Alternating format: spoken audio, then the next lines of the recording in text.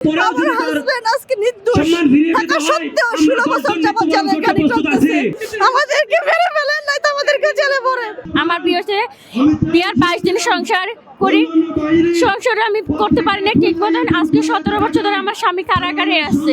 আমরা হচ্ছে যারা জেলবন্দি বিডিআর এবং যারা চাকরিচ্যুত হয়েছে, জেলবন্দি বিডিআরের মুক্তি এবং চাকরিচ্যুত সকল বিডিআরদের চাকরি পুনর্বহাল চাই, এবং যারা ভিতরে বন্দী আছে আমার হাজবেন্ড সহ সকল বিডিআর যারা নির্দোষ তাদের মুক্তি দাবিতে আমরা এখানে আসছি। সমস্ত প্রদেশের সকলের সর্বস্তরের মানুষের কাছে আমরা আমাদের ন্যায় বিচারটা চাই। আমার হাজবেন্ড আজকে নির্দোষ থাকা সত্ত্বেও 16 বছর যাবত জেলের গাড়ি চলতেছে। ও শুধু জেলে নাই, ওর সাথে আমরা বাড়ির যারা আছি তারা জেল খাটতেছি। আমার হাজবেন্ড নির্দোষ, আমার হাজবেন্ডের কেউ নাই, ও জেলে আছে, ওকে দেখতে হইতেছে। আমার মেয়ে সহ আমাদের খরচ কে বহন করে? আমরা সরকারের কাছে এটাই দাবি যে ওদেরকে অতি সত্বর যেন ওদেরকে মুক্তি দেওয়া হয় এবং চাকরিতে পুনর্বহাল করা হয়। যমুনা ইলেকট্রনিক্স এর সুপার এক্সচেঞ্জ অফারে একের ভিতর 3 পুরনো বদলে নতুন নিন যমুনা ইলেকট্রনিক্স। যেখানে ভাই না থাকে, বাবা না থাকে, মেয়েরা কতটা সুখে যে বাবার বাড়িতে থাকতে পারে এটা তো বাংলাদেশের মানুষ ভালোভাবেই জানে। আমি দেশের সকল স্তরের মানুষের কাছে আমার কষ্টটা জানাইতে চাইতেছি, আপনারা অতি সত্তর তাদেরকে বেকসুর খালাস করুন। আপনারা যদি আমাদের কষ্ট না বুঝেন আমরা কোথায় গিয়ে দাঁড়াবো? আজকে স্বাধীন দেশে যদি আমাদের কথার কোনো মূল্যায়ন না হয়, আমরা মানুষ বলে যদি আমরা মূল্যায়ন না পাই, আমরা কোথায় যাব? ওদেরকে মুক্তি না দিলে আমাদের আপনারা কি করবেন? আপনারা করেন, একটা আমাদের ব্যবস্থা করেন, আমাদেরকে মেরে ফেলেন, নাই তো আমাদেরকে জেলে ভরেন।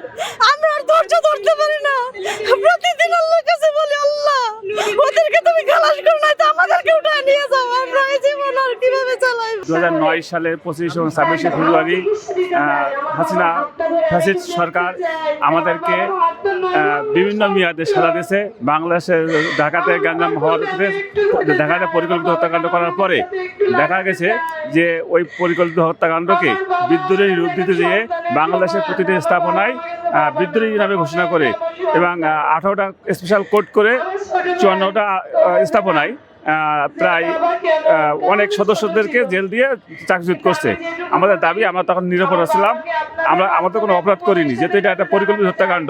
তাই আমাদের দাবি আমাদেরকে পুনরায় চাকরিতে ফেরত দেওয়া হোক, আর আমাদের যারা নির্দোষ বিডিআর যারা জেলে এখনো আছে তাদেরকে অচিরে মুক্তি দেওয়া হোক। যেহেতু একটা তদন্ত কমিশন করছে, তদন্ত কমিশনকে ব্যারিকেড না দিয়ে নিরপেক্ষ এবং স্বাধীনভাবে তদন্ত করার জন্য ও ধারা বাতিল করার জন্য আমরা দাবি করতেছি।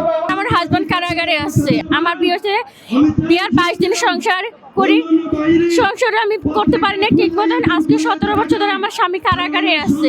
আমাদের কালকে শুনানি ছিল, আমাদের শুনানি বলছে যে 2 দিনের সময় চাইছে। এখন আমাকে সময়টা মিথ্যার কথা কয়ে আমাদের থেকে সময় নিয়ে আজকে আবার ডেট দিয়ে দিয়েছে যে সামনের মাসে 13 তারিখে আবার শুনানি আসছে। এটা বলে আমাদের কাছ থেকে এটা নিয়ে নিচ্ছে। আমি সরকারের কাছে জানি যে সাংবাদিক ইলিয়াস ভাই কাছে বলি যে ভাই আমাদের যে জেলখানা থেকে মুক্তি দেওয়া হোক, আমাদের একটাই দাবি, আমাদের জেল মুক্তি চাই। আমার বাবাকে হচ্ছে মিথ্যা সাক্ষী দেয়নি, যার কারণে আমার বাবা জেল হয়েছিল। আমার বাবা মারা গেছে, সাজাপ্রাপ্ত অবস্থায় মারা গেছে। আজকে এই শহীদ মিনার থেকে স্পষ্টভাবে জানিয়ে দিতে চাই, যতটুকু এই পর্যন্ত দেখিয়েছেন 6 মাসে তামাশা আমরা দেখেছি, আর দেখবো না। বাংলাদেশ রাইফেলস বাংলাদেশের অহংকার ছিল।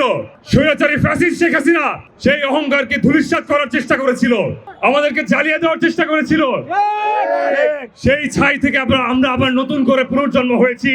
নতুন করে আর কোন ধরনের ষড়যন্ত্র আমরা মানব না।